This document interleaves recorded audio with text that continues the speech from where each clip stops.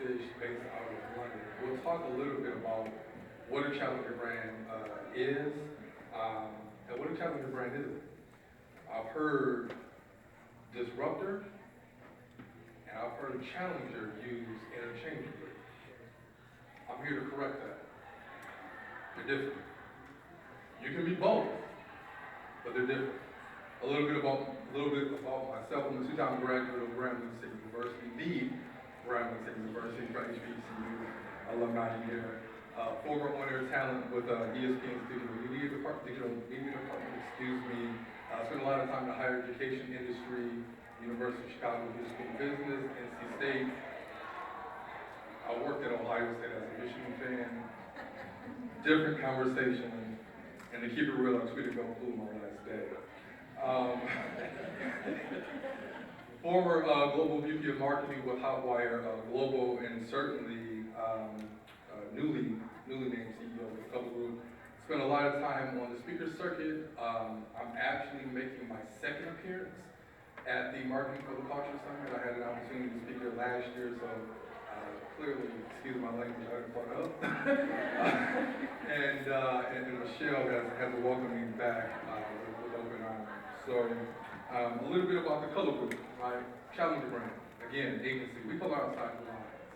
And one of the things that you're going to hear me really lean in on is that typically when you're talking about diverse owned, or let me be a little bit more specific, Black-owned agencies, there's typically really an association or an assumption that we're heavily creative, we're heavily entertaining. But one of the things that we really emphasize and prioritize at the Kulur Group is this idea of intelligence. This idea of intelligence, whether it's creativity, whether it's demand generation, whether it's PR, whether it's brand, whatever it may be, all of those things are being powered by what? Intelligence, okay? So quick look at some of the sectors or the verticals that we focus in on. Nonprofits, technology, financial and professional services, healthcare, higher education, and our wild card is we do play in the aerospace, right? That is an industry that you don't typically really think about a lot of modern marketing approaches. But one thing that's very unique to the company is really our client engagement model. And you're going to see this interwoven within today's presentation, and that's our shade framework. No, that's not a negative thing. It's a positive thing, right? And we follow this very disciplined approach. You're going to hear me talk a lot about audience intelligence, actionable audience intelligence. Right? You're going to hear me talk a little bit about strategizing with an omni-channel focus and the ingredients that you have to follow in terms of developing a recipe and how you humanize your brand. But let's get real for a second. Beliefs and behaviors. There's a difference here, right? A belief is a firmly held opinion or conviction, right? A behavior is the way in which one acts or conducts themselves, right? What you believe is one thing. How you behave is another. And the business implication of this difference is critical. It's critical, okay? So let's define what a dope thinker is. I heard people say, well, yeah, I'm a dope thinker. Well, how do you define what a dope thinker is, right? Well, a dope thinker, and this is how we talk about this at the Kulur Group, is someone who elevates categories, products, people, experiences, and culture through the power of diverse and inclusive thinking. Emphasis on diverse and inclusive thinking. We're here at the Marketing for the Culture Summit. Last year I really kind of leaned in on this. I'll quickly bring it up again. When we talk about culture, right, everyone has a different definition of what culture actually means. Right? One of the things that we try to give framing to from a culture perspective is really that culture is an action that instinctively forces you to change how you think or how you behave. How you think or how you behave. So let's kind of get into how we think about intelligence, right at the color group, right? And we're going to look at it through the lens of artificial, cultural, audience, and channel. Those four things power human intelligence. We spent a lot of time today talking about artificial intelligence.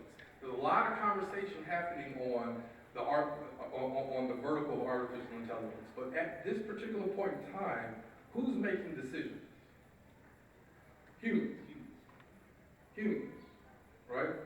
So let's not get it twisted. Right? Artificial intelligence is a tool. Competitive intelligence is a tool.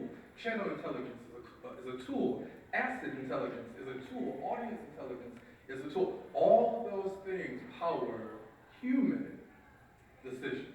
Human decisions, okay? So let's first and foremost, let's talk a little bit about cultural intelligence, because we know when brands get it right, but we also know when brands mess it up.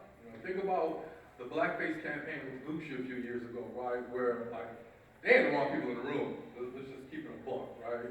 And when there are mishaps or gaps from a cultural intelligence perspective, you leave your brand very, very vulnerable. We are in the era of receipts. We are in the era of receipts, right? And so, we hear a lot of people talking about authenticity, and founder and chief brand officer Willie Blue wrote an article a few months ago, right, that it's really more about consistency than authenticity, right? But as you're thinking about it through the lens of brand marketing or product marketing or whatever marketing vertical you might be focused on, right, you have to have an understanding, right, for the various demographics that you're trying to engage in to ultimately engage with them effectively, okay? But you also have to have the right mix of people in the room to be able to pressure test, to be able to check where there might be misalignment in how you might be ideating vis-a-vis what is the experience that you're actually producing, right? So when you think about characteristics or traits through the lens of cultural intelligence, you want to think about things through the lens of language, right? Symbols, gestures, entrance. You want to have your brand be empathetic, right? Cultural intelligence is not about only being able to talk the language, okay? Cultural intelligence, right, is about empathizing and seeking to understand cultures and norms outside of the ones that you represent. Again, this is just an input, a singular input at that. Let's get into audience intelligence, right? Audience is everything. You can have the entities or the brands that produce marketing collateral and marketing campaigns who have absolutely no understanding about what their audience's beliefs or behaviors are. And what happens? You go back to the days of the 80s and 90s, right, where you're just broadcasting with certain things and hoping that certain things actually land. Many of you who either are married or dating or desire to be married, right?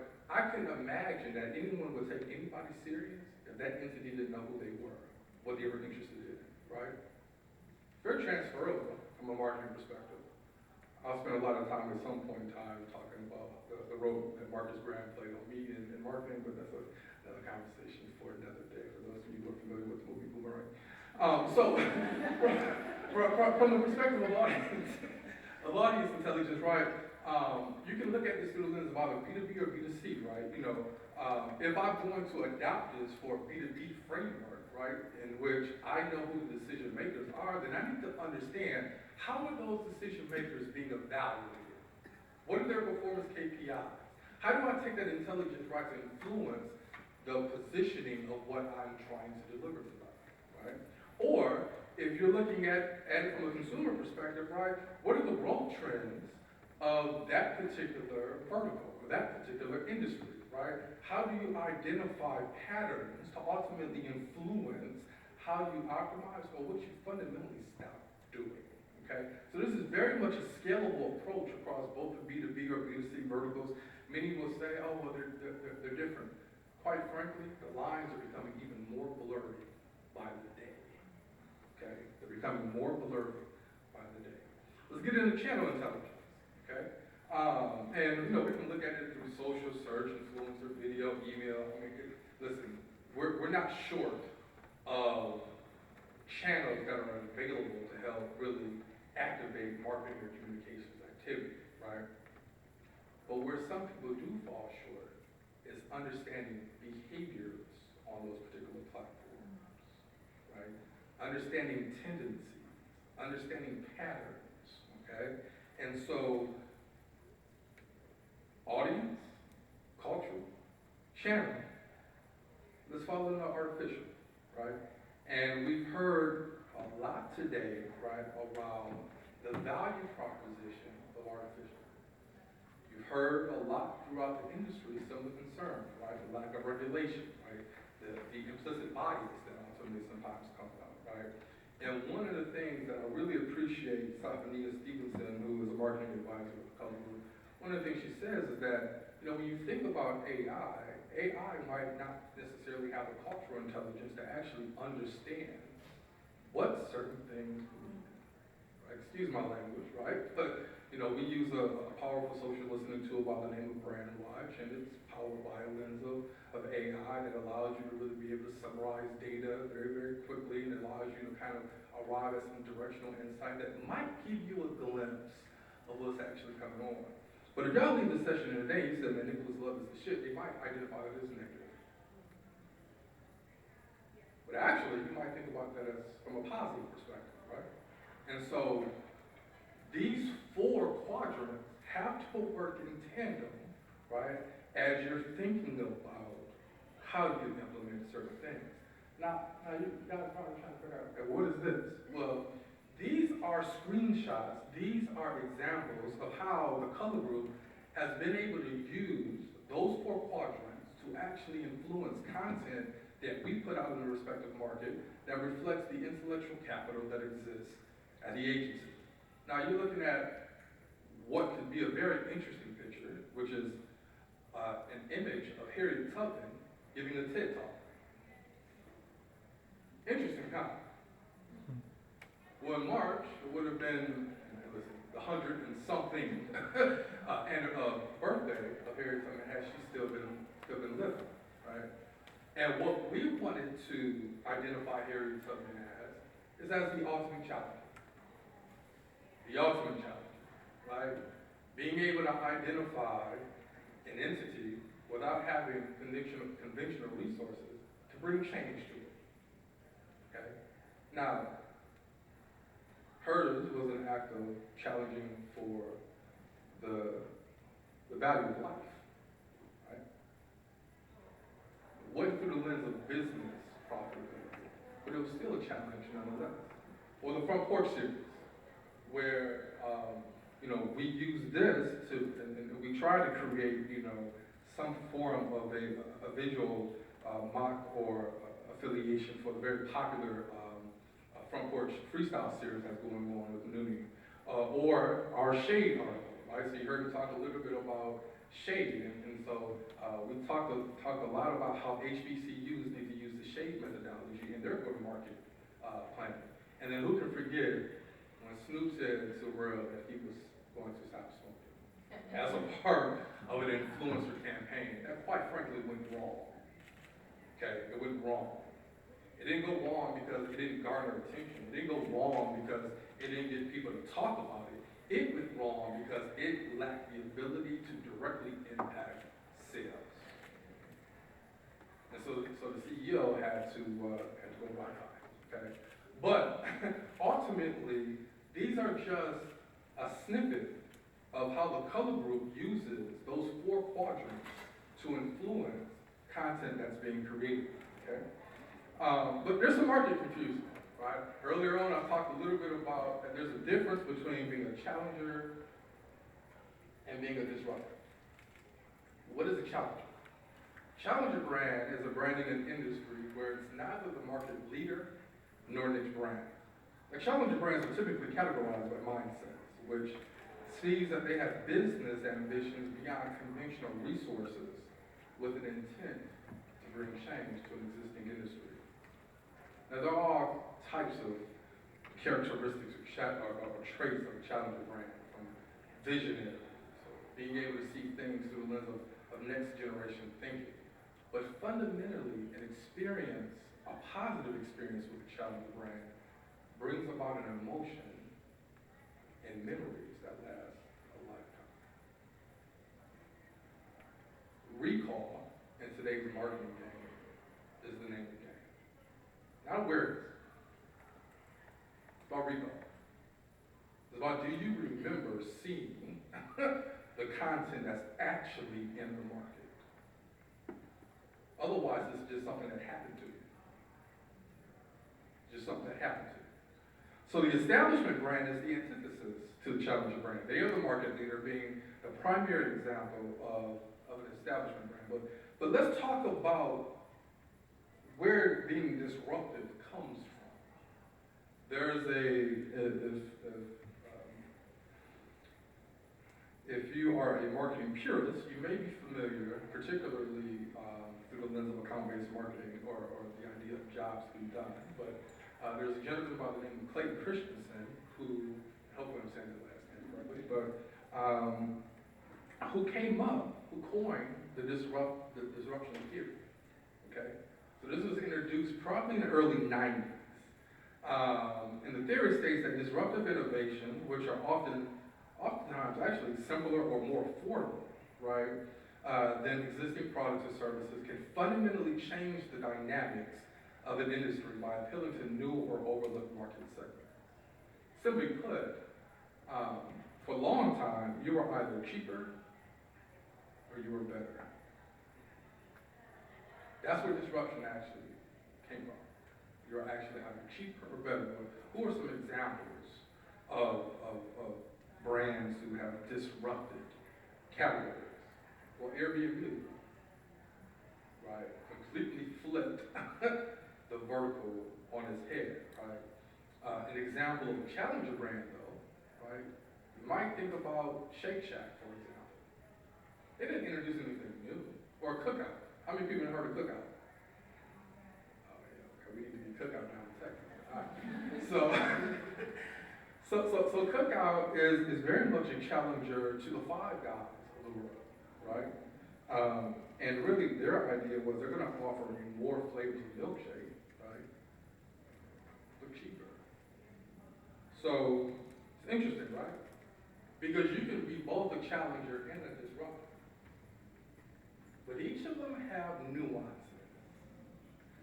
Each of them have nuances. Challengers are typically methodical, okay? They really lean into message positioning, narrative, okay? They want you to lean in on their respective purpose. They want you to lean in on their respective purpose. Again, you can be a challenger and a disruptor, but there's differences between the two. So while I started off by saying that they're used interchangeably, I want to park parenthetically, as I'm quoting Freddie Haynes, and really clearly introducing the contextual differences between the two, right? Disruptors, they typically move past and they break stuff, okay? They break stuff. They will upend something very, very quickly, okay?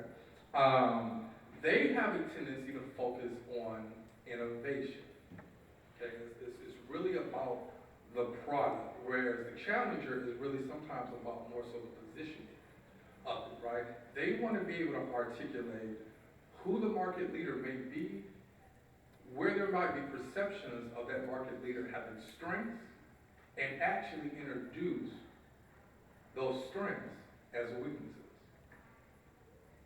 Those strengths as weaknesses. Now, commonly known as hating, but hating has a role in the world of marketing and business, right? So let's talk a little bit about the challenger mind now, okay? Because name of the session, right? Why challenger brand mentality is critical to success, okay? So listen, there are 15 to 20 things I could actually talk about from a mind map perspective, but I know I only got 35 minutes in this particular session, so I wanted to be respectful of time. But I want to start through the lens of being hungry, humble, teachable, having something to prove, being willing to serve, having a sense of urgency, being allergic to a plateau, and playing the win. Okay? Allergic to the plateau. As a challenger brand, you cannot rest in the laurels of past success. Because there's always going to be someone who's looking to emerge as that next thing, right? And so, therefore, I won't say that um, um, as a leader within a vertical that you can't be a challenger. You have to continuously re-innovate, right, or identify where those opportunities where innovation can kind of come through. You have to be teachable. You're going to have to suspend assumption. Have to suspend assumption, right, and be really customer focused to ultimately use that customer intelligence or that audience intelligence, right, to continuously influence how you evolve. I know I got 5 minutes, so I'm going to skip over this a little bit. We'll skip over these, but there are various types of challenger brand personas. There's probably about 10 respective archetypes. These 8 that we've identified are ones that really resonate with us.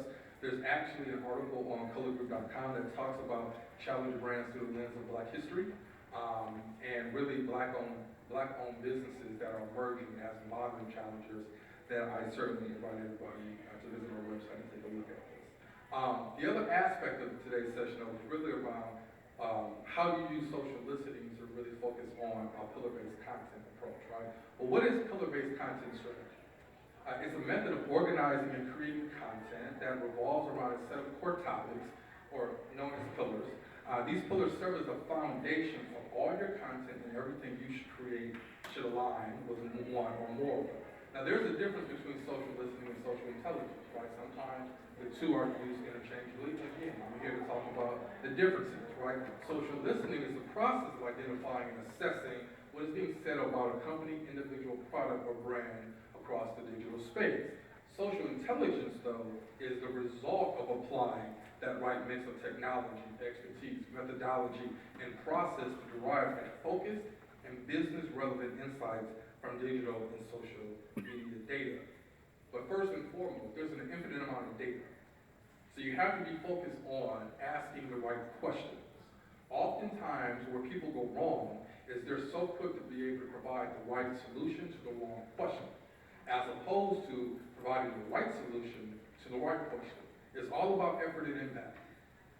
It's all about effort and impact, right? And so I'm not going to read all of these particular things, but this is our 4R methodology that looked at things through the lens of reputation, recognition, resonance, and relevance. All 4 of these R's are essential to being able to build community. Essential to being able to build community, right? Because we know in marketing that community drives reputation, which establishes relationships, which ultimately influences revenue. Okay? This is a framework that we follow in terms of how we use social listening to power content creation, right? There's an infinite amount of data. Infinite amount of data, right? So your ability to understand how you can align your strengths with unmet needs or interests of various audiences should ultimately give you some thematic direction on how you create content to be able to solve for that. Now, if you are associated with a broader enterprise, and you're trying to think about, okay, well, we need, like HP, we need to be thinking about how we scale our intellectual capital with vertical specific things. One of the things that we talk about in the Color Group is really this idea of building a knowledge enterprise. And this can scale up, this can scale down, right? But what you see are 4 particular personas, right, that can best represent a particular brand, a particular organization, right, that your social listening or your keyword research methodologies help you identify what they need to be talking about and when you need to be publishing them, okay? So again, our frameworks allow us to probably go up to about 8 or 10 of these, but I'm giving you guys some candy right now to be able to use in your own marketing planning. Now, from that though, this is another framework, right? And when we're talking about really getting deep into content pillar strategy, implementation, activation, this is a methodology or framework that I highly recommend that you follow, right? Because ultimately, one of the things that I challenged here last year about was there's a lot of people who talk about thought leadership, and it's bullshit. There's a lot of people who say, I produce thought leadership, and you are really living in a sea of sameness. There's nothing unique, nothing different. There's a plot twist. Nothing unique or nothing different about what you're actually producing. okay? And so earlier on, I said, what? You have to ask the right questions to be able to provide the right solution, okay? And so, but for you to provide the right solution, here's some questions. How can I ensure that what I'm producing is actually unique, is actually allowing me to take an authoritative position, actually creates market differentiation or uniqueness, actually gets people to convert as opposed to just read? That's what content marketing is. Your ability to be able to drive conversion based off of the content that you've been able to produce and publish, not because somebody read it. That's the same way as saying, oh, I heard you. What does that really even mean? Right? But your ability to produce content consistently and persistently, right, allows you to reposition your brand as being sought after versus trying to be seen. There's levels to this. And let me close this by saying, so the Kulur Group is actually, everybody plugging their services today. Certainly I invite everyone to our event down in New Orleans on July 4th. We are focused on closing the racial wealth economic gap and bringing Black business owners, Black key decision leaders, Black key decision makers or Black leaders together, because again, community drives reputation, relationship to ultimately influence revenue. And we'll be hosting this event at the Baldwin Bookstore, which is a Black-owned bookstore in New Orleans. So we'll be bringing in a gentleman by the name of Harold Green, who's probably one of the most prolific, dynamic, neo-soul spoken word artists, to be able to create this community, because ultimately we celebrate, we embrace, and we welcome dope thinkers. Thank you.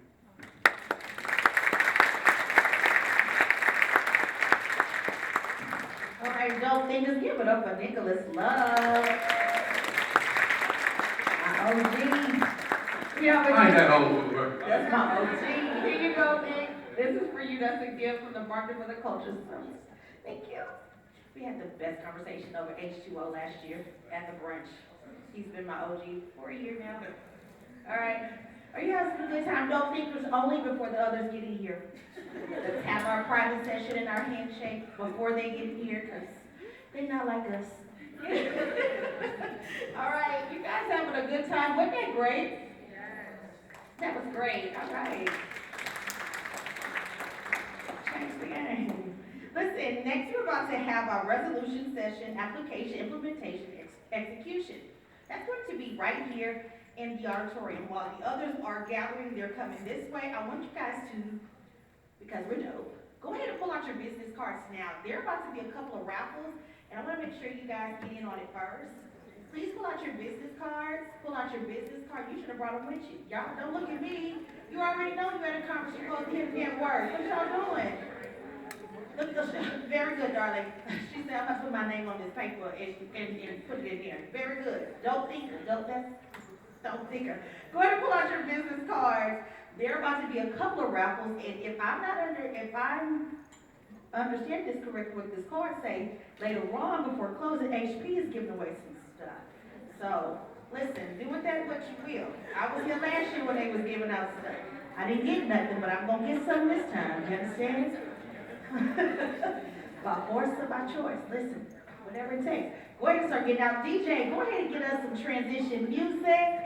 And if you don't start, I'm gonna sing. She got it. Get that music out faster and faster. They don't want me singing anymore. The other team is coming on this way. We will be having a resolution session, and then it will be a snack break with some announcements. All right.